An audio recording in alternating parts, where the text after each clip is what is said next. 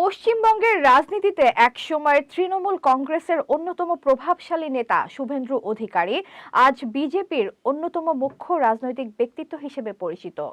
1970 সালে শিশির অধিকারী ও গায়ত্রী অধিকারীর পরিবারে জন্ম নেওয়া শুভেন্দু ছোটবেলা থেকেই রাজনীতির পরিবেশে বড় হন। বিস্তারিত ডেস্ক রিপোর্টে।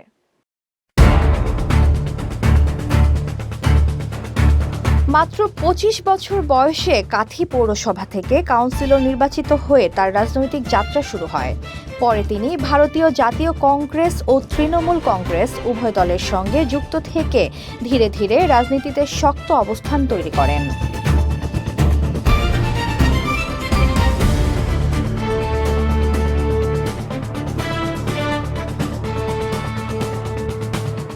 2006 সালে তিনি বিধানসভায় নির্বাচিত হন এবং পরবর্তীতে নন্দীগ্রাম আন্দোলনের মাধ্যমে রাজ্য রাজনীতিতে গুরুত্বপূর্ণ ভূমিকা রাখেন। 2009 সালে তৃণমূল থেকে সংসদ নির্বাচিত হয়ে দীর্ঘ সময় তিনি দায়িত্ব পালন করেন। 2016 সালে তিনি পশ্চিমবঙ্গের পরিবহন মন্ত্রীর দায়িত্ব পান।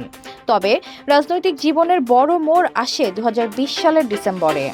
HPL UPVC pipe and fittings, শক্ত, মজবুত ও দীর্ঘস্থায়ী, এক পাইপে জীবন পার।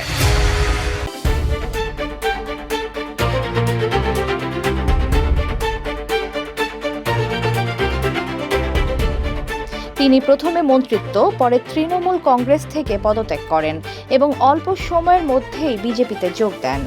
2021 সালের বিধানসভা নির্বাচনে নন্দীগ্রামে মুখ্যমন্ত্রী মমতা বন্দ্যোপাধ্যায়কে পরাজিত করে তিনি আলোচনার কেন্দ্রবিন্দুতে আসেন।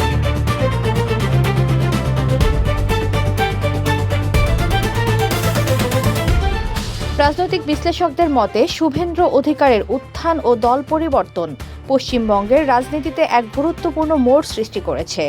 তিনি প্রমাণ করেছেন নেতৃত্ব ও জনপ্রিয়তা রাজনীতিতে বড় ভূমিকা রাখে।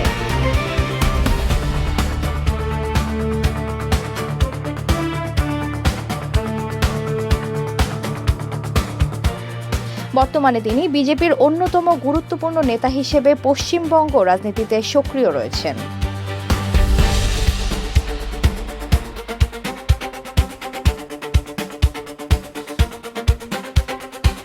এতক্ষণ আপনাদের সাথে ছিলাম তামান্না ইসলাম তন্নি। প্রতিদিনের নিউজ আপডেট পেতে আমাদের সাথেই থাকুন।